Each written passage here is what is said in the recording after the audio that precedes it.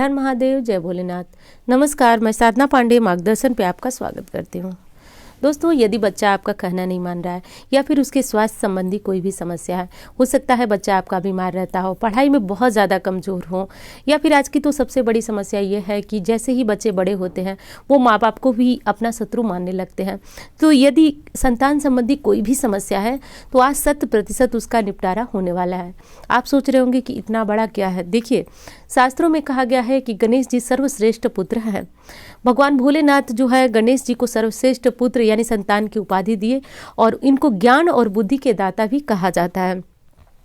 ये कहानी तो शायद आपको पता होगी कि जब भगवान भोलेनाथ ने गणेश और कार्तिकेय जी को धरती लोक की परिक्रमा करने के लिए भेजा, उस समय गणेश जी ने बुद्धि चातुर्य का अपना परिचय देते हुए और माता पिता को ही अपना सर्वस्व मानते हुए उन्हीं की 3 परिक्रमा करके और वापस लौट आए।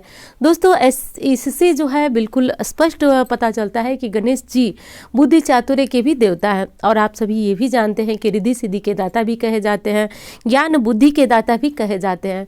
तो अब आपको क्या करना है, आज के दिन गणेश चौथ है। देखिए, यदि बच्चे की कुंडली में बुध ग्रह कमजोर है तो निश्चित रूप से उसकी बुद्धि कहीं ना कहीं प्रभावित होती है। ये चीज़ मैं आपको दावे के साथ बता रही हूँ। यदि आपका बच्चा पढ़ाई में बहुत ज़्यादा कमज़ोर है, यदि आप पेरेंट्स टीचर मीटिंग में जाते हैं और बच्चे की लगातार आपको शिकायतें सुनने को मिलती हैं, बच्चे के अच्छे मार्क्स नहीं आ रहे हैं।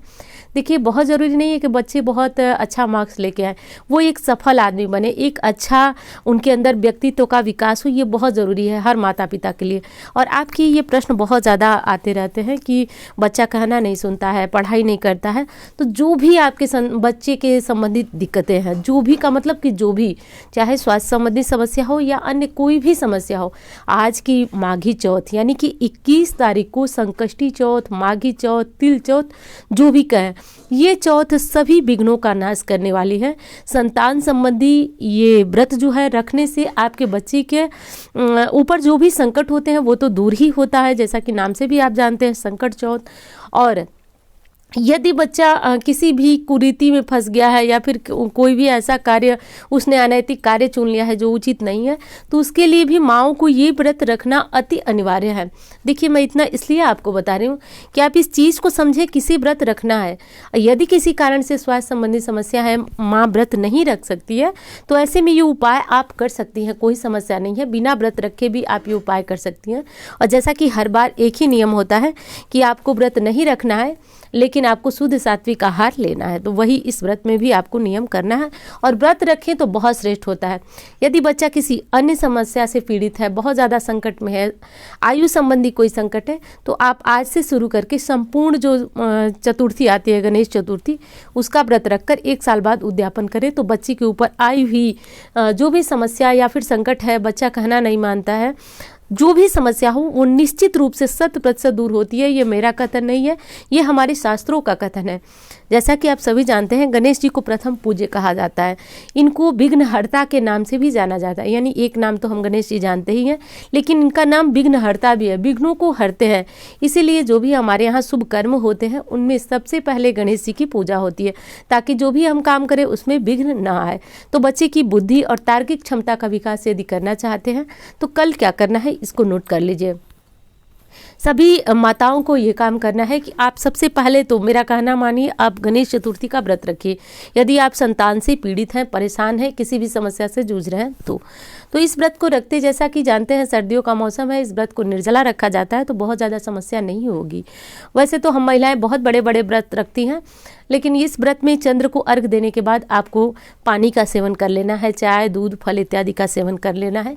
और नहीं करना है तो बस ये अनाज जो होता है और नमक, इसका सेवन नहीं किया जाता है। इस व्रत में विशेषकर चंद्र दर्शन करके उनका अर्घ देने से बच्चे की जो बुद्धि होती है वो मजबूत होती है।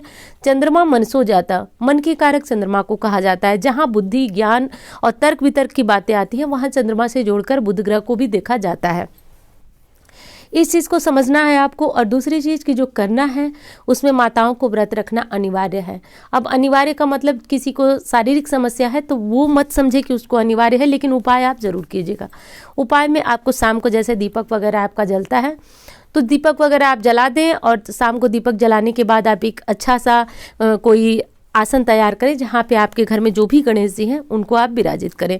भगवान भोलेनाथ, माता पार्वती के साथ यदि गणेश जी की पूजा करते हैं तो और श्रेष्ठ परिणाम की प्राप्ति होती है। और शाम से पहले ही ढेर सारे दुर्वा यानी कि दूब घास जो होती है उसको तोड़कर लाएं। बड़ी आसानी से कहीं भी साफ जगह पे आपको मिल जाएगी, पार्क वगैरह में, तो वहाँ से आप तोड़ करके लाएं। और धीरे धीरे बैठकर इनको थोड़े थोड़े जो दुर्वा हैं वो एक हाथ में लेते हुए इनको गांठ देते हुए लगभग 21 गांठें आप लगा करके और इस तरह की माला तैयार कर लें।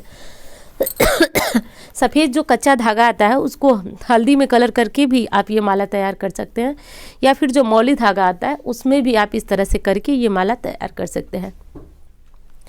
और ये उपाय आज के दिन आपको जरूर करना है, चूकने मत दीजिएगा। किसी भी स्थिति में सूतक पातक में है, पीरियड की स्थिति में है, तो ये उपाय आप मत कीजिएगा। लेकिन संतान से चाहें तो आप करा सकते हैं। यदि बच्चा आपकी बात मानता है तो आप कहिए कि बच्चा ही ये माला तैयार करे और गणेश जी को पहनाए। तो ये माला यानी कि 21 जगह दुर्वा घासों को रख करके और बांध देना है। माला वही बस तैयार होता है।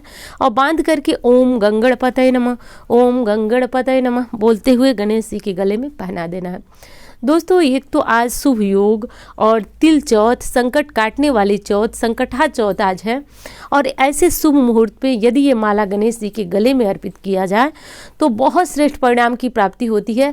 और जिस माला अर्पित करते समय जो आपके मन में कामनाएं, विचार, भाव चल रहे होते हैं वो निश्चित रूप से आपके पूर्ण होते हैं। लेकिन एक चीज़ का ध्यान रखिएगा, लोग आपको कहेंगे कि बहुत सारे धन मिल जाएंगे, ये हो जाएगा, वो हो जाएगा, लेकिन ये चौथ विशेषकर संतान संबंधी समस्याओं को काटने वाला और संतान के दुखों को काट करके उनकी उन्नति कराने वाला ये चौथ है। तो मैं बस इतना ही कहूँगी।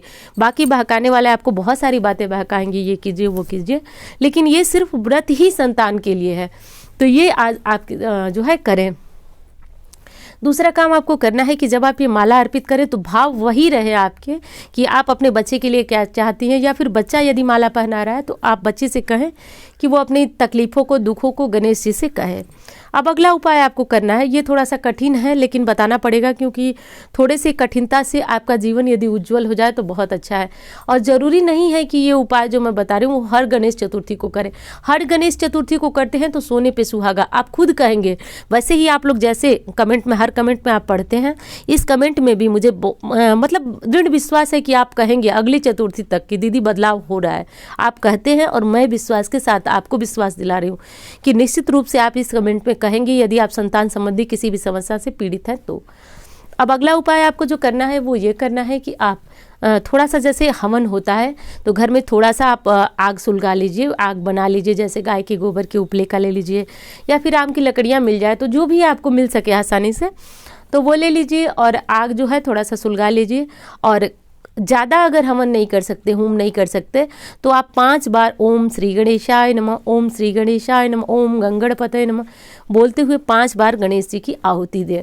यदि संभव हो तो आप नवग्रहों के नाम से भी जो है कि ओम चंद्रमशय नमः, ओम आदित्याय नमः, इस तरह करके जो नवग्रह होते हैं। और ज़रूरी नहीं है कि मैं जो बोल रही हूँ वैसे बोलते हुए आप आहुति, जैसे कि आप हर एक ग्रह के नाम से एक एक बार आहुति दे सकते हैं, तो ज़रूरी नहीं है। जैसे कि ओम चंद्रमशय नमः नहीं आपको आएगा, नहीं कह पाएंगे आप, तो ओम चंद्रमाय नमः, ओम रवि देवाय नमः, इस तरह से आप बोल बोल के दे सकते हैं। ओम सम शनिश्चराय नमः, जो भी आपको आए बस उनके नाम से आहुति गिर जानी चाहिए।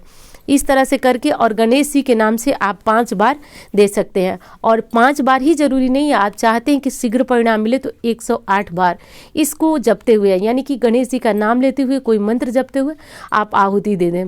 उसके बाद जो अगला काम करना है वो आपको क्या करना है कि आप एक सुपारी रखें घी में भींगी हुई, और इसको एक पान का पत्ता रख लें, उसके ऊपर करके जब अंतिम आपका हो तो अंतिम आहुति गणेश जी के नाम से आग में उसे डाल दीजिए और डालकर प्रणाम कीजिए। देखिए, कहा जाता है कि अग्नि के मुख से हम जब भगवान को कुछ भी अर्पित करते हैं तो बहुत श्रेष्ठ और शुभ परिणाम देता है, बहुत शीघ्र मिलता है। तो ये चीज़ करना है आपको, और उपाय आपको जरूर करना है, चाहे आप किसी भी स्थिति में, सूतक पातक और पीरियड की अवस्था है तो उस समय न करें, बाकी समय में आप इसे जरूर करें और करके परिणाम देखें। एक चीज़ मैं आपको फिर विश्वास दिला रही हूँ कि 100% इसका परिणाम जो है आपको श्रेष्ठ ही प्राप्त होगा और निश्चित रूप से प्राप्त होगा। तो बस विश्वास रखिए और इस उपाय को कर डालिए। तो ऐसा करने के बाद आप जो है गणेश जी को प्रणाम करें, और जो व्रत की विधि यदि आप नहीं जानते हैं तो इससे पहले मैंने वीडियो दी है, चैनल पे एक बार सर्च करें। यदि संभव हुआ याद से वैसे मैं कर दूंगी कमेंट बॉक्स में पिन इसके लिंक को, तो आप उसे भी देख लीजिएगा, उसमें संपूर्ण नियम है। ये उपाय आप ज़रूर कीजिएगा। और दूसरी चीज़ कि यदि आपको वीडियो अच्छी लगे तो एक लाइक ज़रूर कीजिएगा, आपकी लाइक मुझे बहुत बड़ी प्रेरणा देते हैं। और दोस्तों यदि वीडियो अच्छी लगे तो चैनल को सब्सक्राइब कर लीजिए, क्योंकि शास्त्रोक्त जानकारियाँ इस पे मिलती हैं आपको, और उम्मीद करती हूँ जानकारी आपको पसंद आएगी। इंस्टाग्राम के पे यदि मुझे फॉलो करना चाहते हैं तो ये है हमारी आईडी, और लिंक मैं डिस्क्रिप्शन में दे दूँगी, तो आप वहाँ से भी मुझे फॉलो कर सकते हैं, अपने प्रश्न भेज सकते हैं। तो उम्मीद करती हूँ जानकारी आपको पसंद आएगी। धन्यवाद।